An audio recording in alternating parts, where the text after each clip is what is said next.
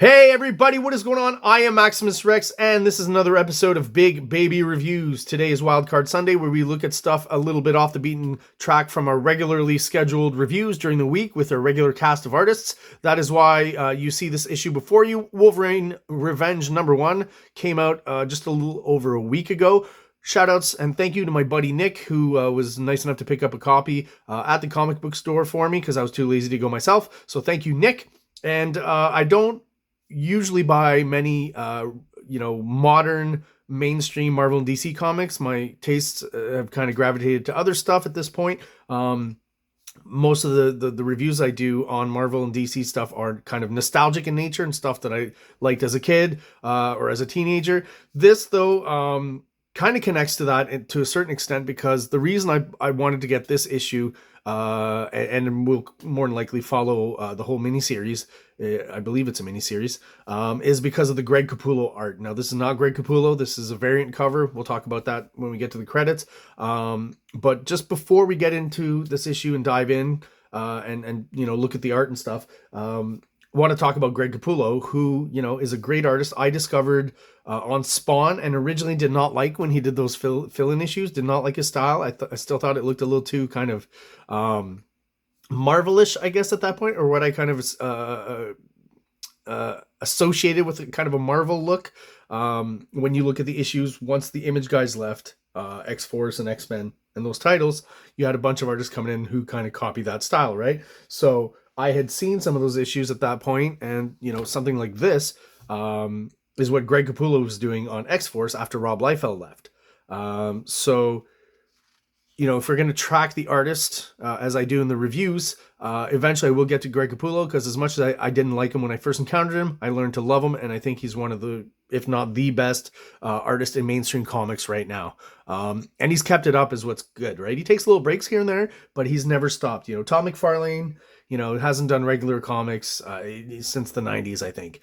Jim Lee, same kind of thing, right? It's been a while. Rob Liefeld does a miniseries here and there, but I mean his output's still pretty good compared to the other two, but you see the pattern, right? A lot of these guys just don't draw regular or almost regular books anymore. And Greg Capullo just always kept it up. So, we're going to compare real quick before we get to Wolverine Revenge. Just take a real quick look through some of the comics that I have already, just to see how his art style evolved throughout the different series that he worked on, up to and including Wolverine Revenge #1.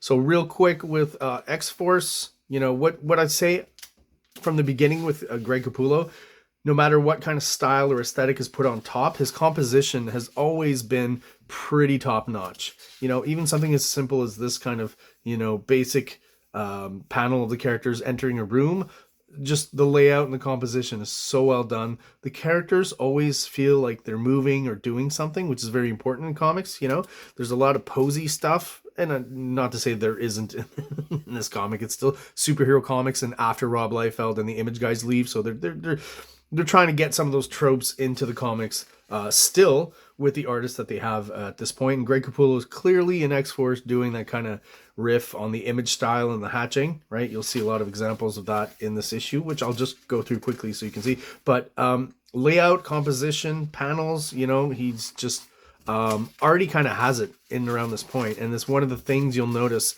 as we move through his career here real quick. And I do want to mention, eventually I will be doing a full-on review of all my Greg Capullo stuff, just like I've done for these other artists. Once I'm done with this kind of first batch of Image guys, I'll be jumping into kind of, Greg Capullo and other artists that I appreciate and their runs. But real quick, again, as you go through this issue, what you'll notice is the compositional and the layout skills that Greg Capullo has will translate throughout his career. Like he already has it pretty well down here. I'm sure it gets better and he improves in certain aspects, but already the storytelling and the layouts are just amazing to me. Some of these angles and the shots that he chooses, and like sometimes it's deceptively simple, or it seems deceptively simple, but it isn't.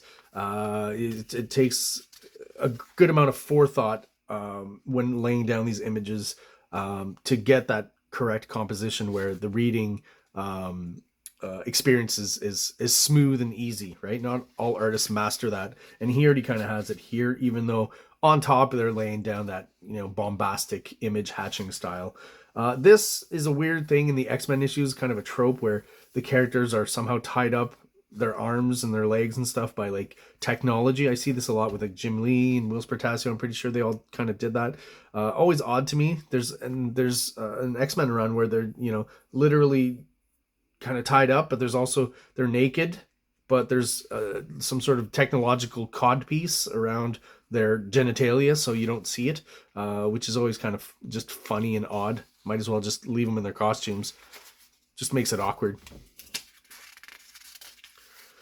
So yeah, just again, great technology. Like, he already has, you know, the way he builds these vehicles. He's already got all the basic skills needed, right? The layouts, you see it here. And again, just pay attention to how that sticks around, that great composition, that ability to lay things out clearly and coolly, if I can say, if that's a word. You know, the art looks cool here, even though at the time I didn't appreciate it right away. You know, I thought this was a lot of kind of Liefeld copying, right? Trying to be like, and I'm sure that was, you know, an editorial mandate that they try to kind of do the image style. Kind of drops off on these last 2 pages, I find, so maybe the kind of a deadline issue just a little bit, but I mean, come on, still a great effort, which at the time, as I said, I didn't appreciate, but I do now, looking through these old X-Force issues. So after X-Force, he did those fill-in issues on Spawn that I really didn't like, that I told you guys about, the original ones, like 16, 17, 18. But somewhere around issue 30, 31, 32, as he became the regular artist, it didn't take him that long, but somewhere around those issues, his art just kind of greatly improved, or he kind of, his style adapted a bit more to the Spawn style, or, you know, the Todd McFarlane way of doing things, where he kind of integrated, let me open this up and show you what I mean. He kind of integrated, you know, the McFarlane textures and stuff, right? Because he's, obviously it helps that he's being inked by McFarlane, but also by Danny Miki, who both do a good job. Danny Miki tends to be just a little sharper and cleaner maybe, and McFarlane a little more textural. But I mean, both their styles work pretty well together, where it's pretty seamless from page to page. And again, the compositional skill of Capullo shines through, right? That's what he kind of brought to the table with Spawn, and took some of McFarlane's compositional tropes, but mixed them in with his solid kind of draftsmanship and just pushed it forward, right? His anatomy, again, his compositional skills, the basic building blocks of his characters and all that is definitely much more solid than Todd McFarlane's. Todd McFarlane has that flash on top that kind of covers up some of his shortcomings, but it feels like Greg Capullo underneath doesn't have. All the structure is just really solid. So then it's just kind of, again, what I see over the course of his career is the adding on top of just a different aesthetic on a very strong, basic, compositional, structural base. Like, even, you know, sometimes he brings it in, it's a little more kind of subdued, and then sometimes he really exaggerates it with the foreshortening and stuff, and it looks great. I mean, say what you will about the Spawn stories, right? They kind of drag on and are very repetitive. Capullo just always found a way to make it interesting, and in the layouts, right? And in the actual art, you know, the look of it, sometimes it's a little more exaggerated. Obviously, Spawn leaves a lot of room for exaggeration. So definitely in Spawn, the characters are maybe a little bit cartoonier. The background human characters as well, right? But just great layouts and composition is what you're getting, and what you're getting all throughout his career. And, you know, as I said, in comparison to some of those other artists, Capullo never really stopped, right? Oh, just want to mention Curse of the Spawn. I will be doing that. One of my favorite miniseries. Not very much talked about, but eventually I will do a review of that, because it's just gross, disgusting, and awesome. It's one of the coolest horror stories I've ever read, honestly. So after Spawn, he goes to Creech. Feels like he's pretty much doing the same style there. If I'm not mistaken, Danny Miki is his inker on the interiors as well. So pretty consistent with his Spawn style, right? Maybe you know, slightly slicker and slightly cleaner because McFarlane's not in there anymore. But overall, it's pretty much the same kind of look and textures that we're getting from Spawn. Definitely the same kind of, you know, image coloring as well. But once again, you know, here he's pushing the layouts a little bit more. I feel like he's going a little crazier than when he's working for someone else. This is his own series. But just amazing, clear, textured, illustrative designs and layouts. Has always been Greg Capullo's strength. His main strength. Can't talk today.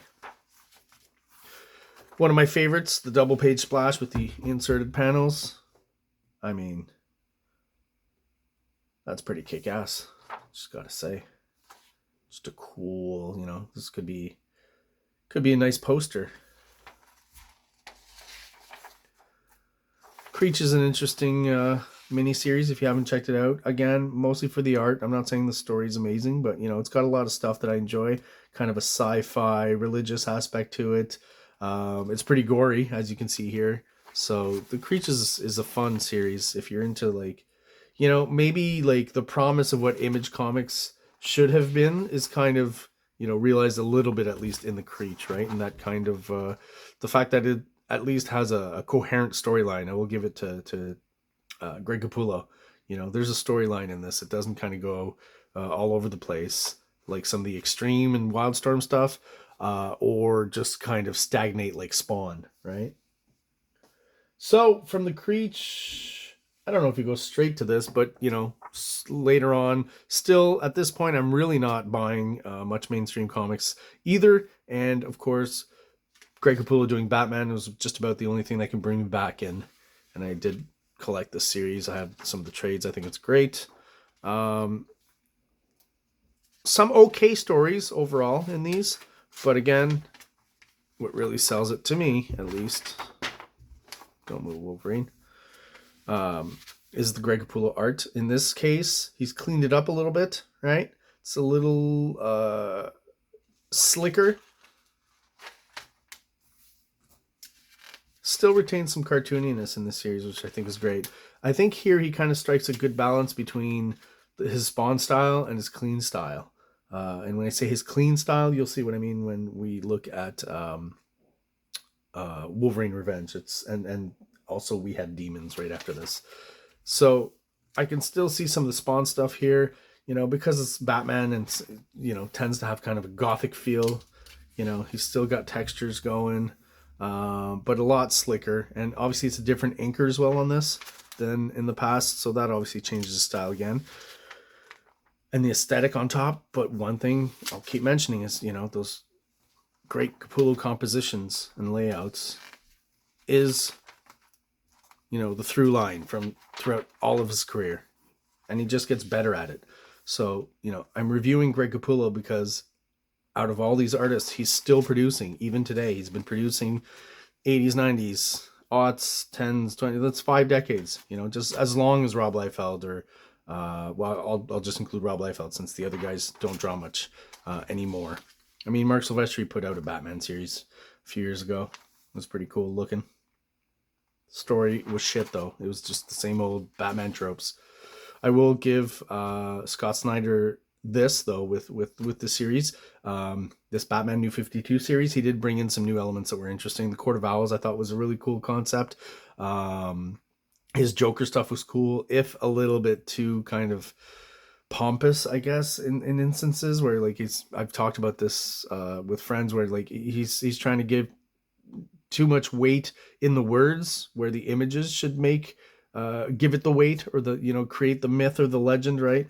It shouldn't be like laid out in words quite as much. I mean, writers tend to all kind of have a little bit that problem, I think. That's why I do prefer writer artists, right? Because I feel the synergy between the writing and the visuals is generally clearer or better, I guess is how I describe it. But again, just great compositions on this whole series here.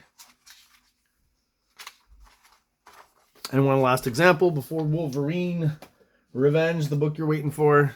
We have Demons, which this, honestly, again, it's Scott Schneider. Schneider. You tell me. Everyone likes to tell me how to pronounce the names, so feel free to do so. I'm okay with it. So this series, again, great art. I think he's kind of continuing what he's doing on Batman, but again, maybe it's been cleaned up even a bit more. I think Miki is his inker on this. No, it's still Jonathan. So it's the same inker as Batman, so it makes sense that it's a similar look. Maybe he's working in, because of the demons and stuff, definitely the textures on them. It's still cleaner than what I would expect him doing on Spawn, right? So fairly clean style here overall with, again, I'll go quickly here because some of this is not so great. Not in the art, but in the story, and just, you know, a lot of talking and stuff. But the art itself all throughout is stellar. Again, probably much cleaner than we're used to from Greg Capullo that we imagine. Pretty similar, I guess, overall to the aesthetic of his Batman run.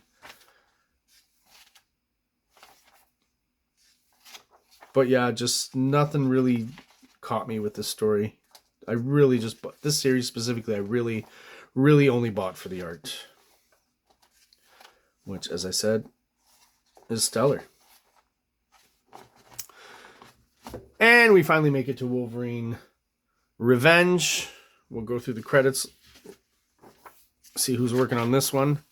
So, writer Jonathan Hickman, a lot of people seem to like him these days. Penciler Greg Capullo, inker Tim Townsend, colorist FCO Placencia. So, like, at this point with coloring in modern comics, I don't even know what that means. Is that a studio? Is that a person? Is that AI? I have no idea. Letterer VC's Corey Pizzi, or Pettit, I guess people would say in English.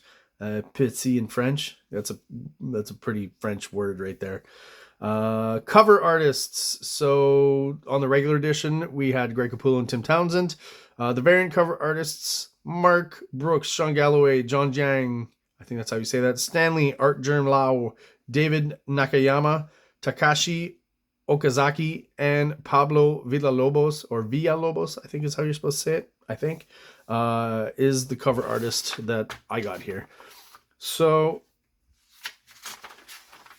read the story. Starts off in the Savage Land, right? We've got these Savage Land dudes hunting for a dinosaur. Pretty kind of typical Savage Land adventure. And we've got this huge dinosaur foot, and then the reveal of Wolverine on the back of a dinosaur, which is a pretty cool image, gotta say. I'd seen these pencils on Greg Capullo's Instagram. Looks great here. I think Tim Townsend does a really good job inking him. Again, pretty close to the Batman style. Very clean, very kind of technical pen, right? Definitely no brush going on here. But, you know, the aesthetic is pretty similar to Batman. Looks good, though. I got nothing to say because, once again, the compositional skill of Greg Capullo is fully on display in this issue. Doesn't skimp on the panels. You know, that's one of the things with some of those image guys. Greg Capullo never skimped on the panels, even though he's a great artist and he can do those huge pinups. I'm actually pretty surprised to see that, you know, the comic starts off with no splash pages, no double page splashes. You know, this is about as big as we get here, a little over half the page. Not complaining a bit about it, mind you, because again, it shows that he's putting in the effort. Again, with the storytelling, I always love the body language. Like I talked about earlier, the characters are almost always doing something in each panel, right? Wolverine's leaning on this head here. You can kind of see his body language, right? These guys, you know, they're not just standing there. They're poised and waiting for something, and they get scared, and you know they're running away. And this whole thing, when you have similar, I'm sure I've talked about it in past reviews, but when you're, you know, creating and composing panels and stuff and creating comic books, when you have characters, you know, minions, and I don't want to call them minions, but they're all pretty similar, right? They're painted up the same way. You know, they're basically the same character multiplied. You want to make sure that each of them is in a very different position, right? You take that opportunity, and your eye, in a way, because comics is a still medium, right? We're creating still images, but we're trying to create a sense of movement and dynamics as much as we can. Having them be in different positions almost implies a bit of animation in our mind subconsciously, where, you know, we kind of imagine maybe this guy moving towards here, you know what I mean? And maybe this guy is moving towards there. You know, it's implied, and our brain kind of fills it in and creates that movement for us. So when you have those similar characters, it's nice to break down their movements, so as if you're creating different animation cells to break down a movement, right? So here, you know, You can almost imagine using these in an animation sequence. Let me have a sip of coffee because I really feel like for some reason I'm getting tongue tied here. I'm thinking maybe a jolt of caffeine will help that. Hopefully. Let's try again. So yeah, so two different animation cells breaking down the movement of a character running, right? So when you have multiple characters, you make sure you take the opportunity to break down a movement of what is going on, the action that they're doing. I may have over-explained that. Great action shot. I love here. I talk about it many times. The splash page with the insert panels, I think, is always a great page. And always has lots of impact. And like I said, even though it's a splash page, I mean, most of the subject matter is the dinosaur. Wolverine's actually drawn pretty small here. So Wolverine comes in and fights a dinosaur. Like, that's a good way to, start an issue, I'm pretty sure. I thought it was pretty enjoyable. Nice little Wolverine action sequence using his claws. And then we break into the story, right? Nick Fury kind of breaks up the fun. This is the moment where we break into the A story, I guess is how I'd put it.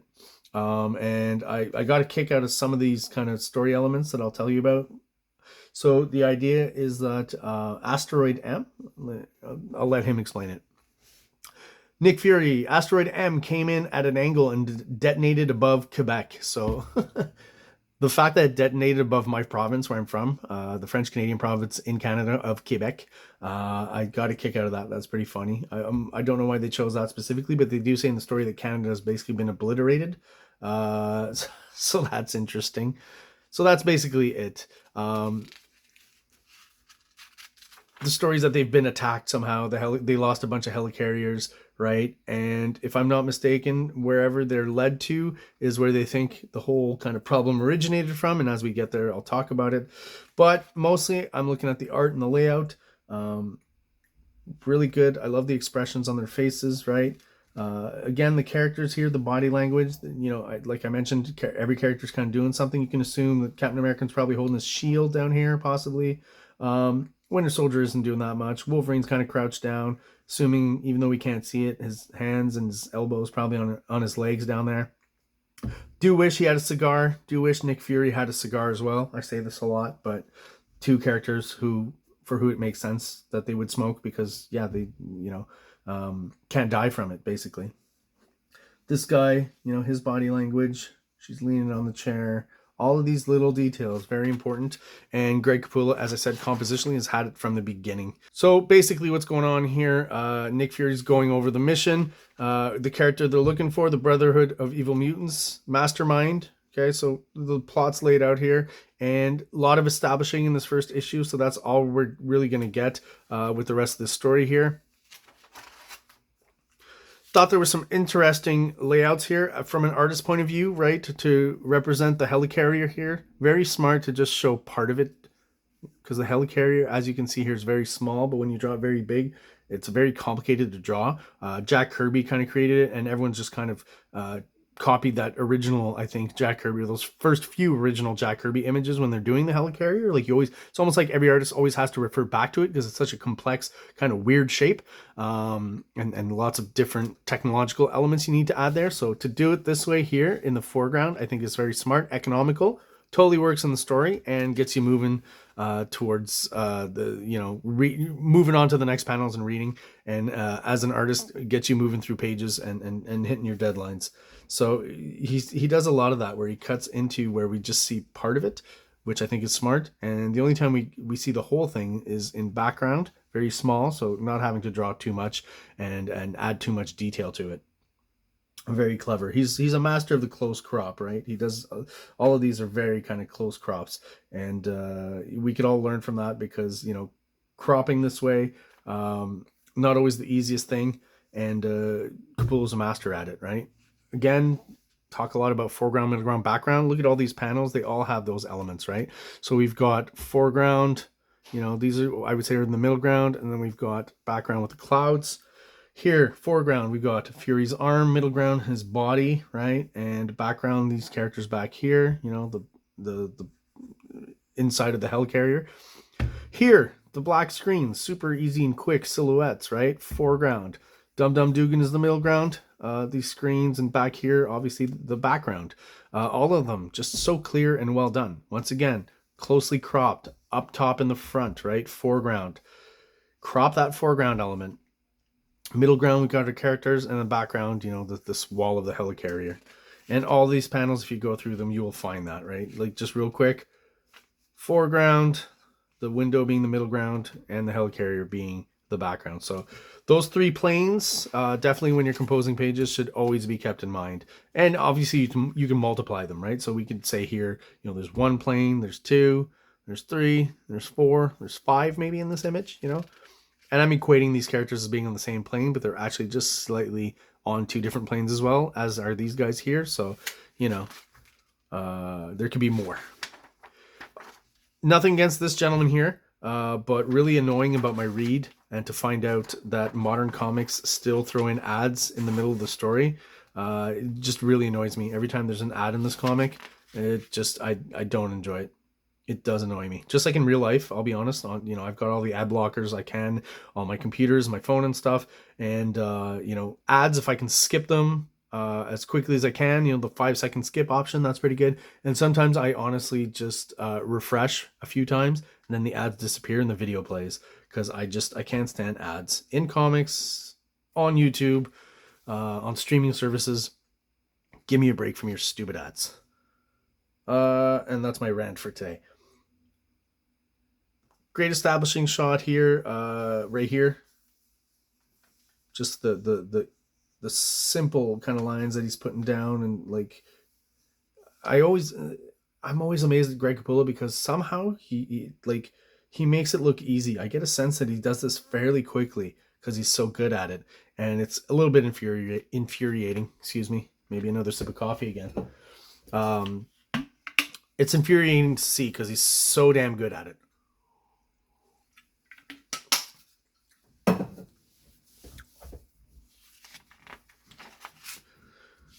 Winter Soldier.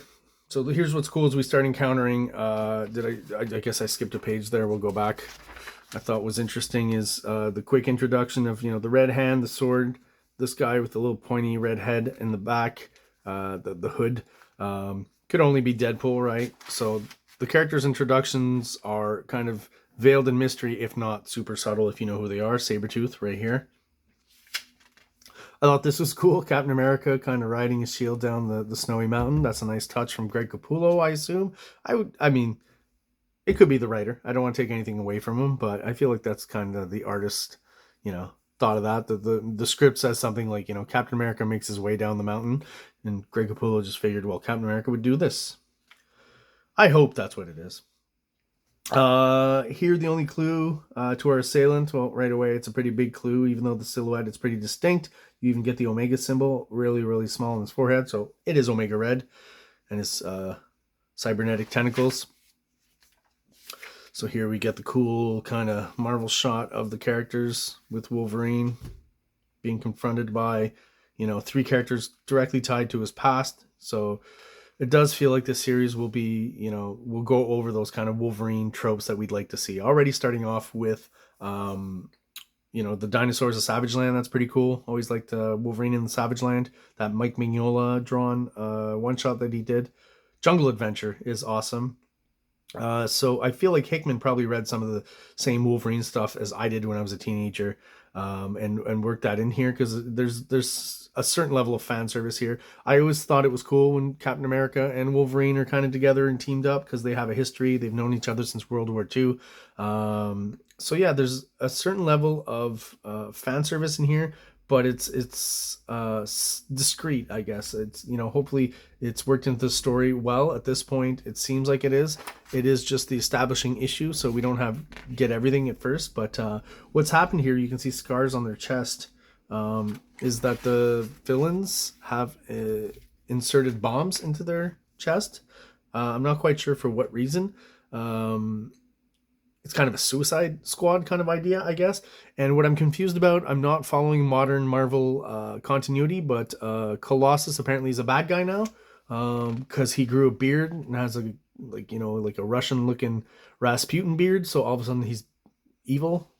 I guess that's the sense I'm supposed to get from this. I don't know why I like to appreciate this kind of slight, subtle adding of a smirk here on Deadpool. Something McFarlane would do with Spider-Man back in the day. I don't know if Capullo got the idea from that, but I do remember McFarlane probably being one of the first guys to do that. Maybe John Byrne at some point did it. I'm not 100% sure if he did or not, but I feel like McFarlane kind of popularized that. So yeah, you know, Wolverine and Captain America and Winter Soldier run off. You know, the detonators are detonated.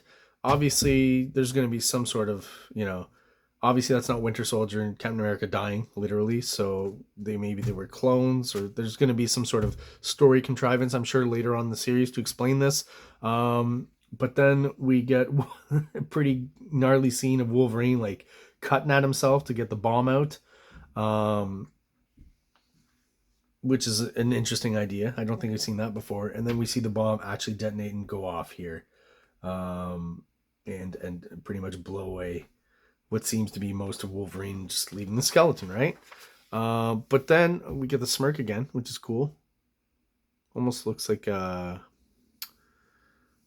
strangely here, like the Scarecrow in an odd way. Anyways, this scene is cool visually, but I mean, to what extent, like, Wolverine can just have a bomb go off in his chest, you know, and everything will grow back. I've always, I mean, I don't know if I have a problem with it, but there's just sometimes some writers just push the healing factor thing to such kind of a ridiculous, insane degree that, you know, as much as, you know, if I'm saying it's implausible in a comic book, obviously it's a comic book, so a lot of stuff is implausible. Claws coming out of some guy's, you know, hands is pretty implausible already. But there's just something about it where they push it to the limit. There's a series, I do have those issues. Ramos drew some Wolverine, did a Wolverine run, and there's an issue there where he just, I think he burns or something, and there's nothing left except the skeleton, and he grows back. Like, that to me is just a little too much, maybe for my tastes. Like, that just brings Wolverine to like Superman level, which I never really considered him to be, right? And that underdog quality kind of gets lost if, you know, even if you burn him down to just his skeleton, that's all that's left, everything will grow back, you know? I'm not quite sure how that works, or should work in at least comic book logic. So obviously, you know, over the years, it goes up, it goes down, I guess, with different writers, you know, for different story reasons. In this case, it's a little ridiculous, but, you know, it's not going to throw me off the series. I really enjoyed the art here, so it's definitely something I'll be continuing with issue 2. And we got a preview of the cover here. I do miss some of the format of having all the story first, you know, in the publication format, and then having all the ads at the end, I think is better. I said I hate ads. I hate ad placement during, you know, my story or whatever I'm viewing to entertain myself, right? Or in this case, reading. When they're all at the end, then I actually appreciate them because I'll take the time to look at them because I haven't been interrupted in the narrative and the flow of the story as I'm reading it. So mainstream comics, if you can go back to that, it might get me to buy a few more issues. There's a old school kind of Dan Panosian feel to this, maybe because Townsend and them work together at some point. There's a bit of to me, a Wildstorm aesthetic here that comes out, right? It's a little more angular, a little more West Coast. Still cool though. Again, Greg Capullo, great art, great layouts, great compositions. Keeps doing amazing work on this, and again, is able to get me to, you know, buy some mainstream comics in modern day times. So there you go. Wolverine Revenge. Did you read it? Did you like it? Do you have any questions as to what I said here? Do you have any answers to some of the questions I may have asked? Let me know in the comments. I truly appreciate it when you guys interact. So thank you so much for watching. If you're not subscribed and you're watching the videos and you enjoy them, please subscribe. It helps us out and helps get the channel out there to other people who might be interested in this kind of content as well. Thank you very much, and everybody out there, have an awesome day. Like, subscribe, like, subscribe.